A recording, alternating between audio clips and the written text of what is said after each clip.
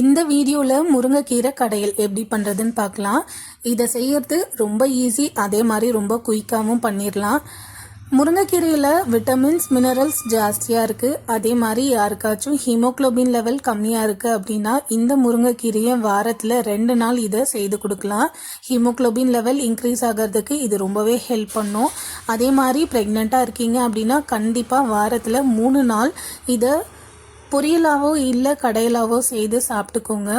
நான் ப்ரெக்னெண்ட்டாக இருக்கும் போது 7 மந்த்து கழித்து எங்கள் அம்மா வீட்டுக்கு போயிருந்த போது எங்கள் அம்மா வீட்லேயே மரம் இருக்கும். அதிலிருந்து வாரத்தில் ஒரு 4 நாள் கடையல் அப்படி இல்லைன்னா பொரியல் செய்து சாப்பிட்ருவேன். இது ரொம்பவே ஹீமோக்ளோபின் லெவலை இன்க்ரீஸ் பண்ணுறதுக்கும் ஹெல்ப் பண்ணும். அதே மாதிரி அயன் கண்டென்ட்டும் இதில் ஜாஸ்தி. ஸோ கண்டிப்பாக ப்ரெக்னெண்ட்டாக இருக்கீங்க அப்படின்னா இதை ஸ்கிப் பண்ணாதீங்க. இதை செய்கிறது ரொம்ப ஈஸி. இப்போது கொஞ்சமாக பருப்பு எடுத்து வாஷ் பண்ணி அதை கடாயில் போட்டு ஒரு தக்காளி கட் பண்ணி இதில் போட்டுக்கிட்டேன். ஒரு 5 பல் பூண்டு உரித்து அதையும் வாஷ் பண்ணி இதில் போட்டுக்கிட்டேன்.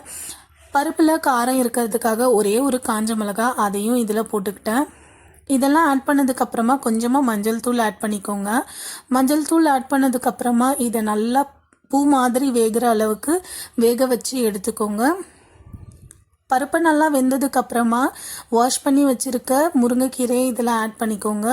முருங்கைக்கீரை ஆட் பண்ணி கொஞ்சமாக இதில் புளி ஆட் பண்ணி நல்லா மிக்ஸ் பண்ணி அதை வேக வச்சு எடுத்துக்கோங்க. ஒரு 5 நிமிஷம் வரைக்கும் வெந்தால் போதும். அதுக்கு மேலே வெந்தால் கீரை கசந்துடும். இது நல்லா வெந்ததுக்கப்புறமா கல்சட்டியில் போட்டு நல்லா கடைஞ்சி எடுத்துக்கலாம். அது யூஸ் பண்ண தெரியல அப்படின்னா நீங்கள் மிக்சியிலே போட்டு அரைச்சி எடுத்துக்கோங்க. அதை அரைச்சி எடுத்ததுக்கப்புறமா இதை தாளிப்புக்கு ஒரு 3 மிளகா அளவு தாளித்து இதை நான் கடைஞ்சி எடுத்துக்கிட்டேன். அவ்வளோதான், முருங்கைக்கீரை கடையல் ரெடி. இதை அடிக்கடி செய்து சாப்பிட்டு பாருங்கள்.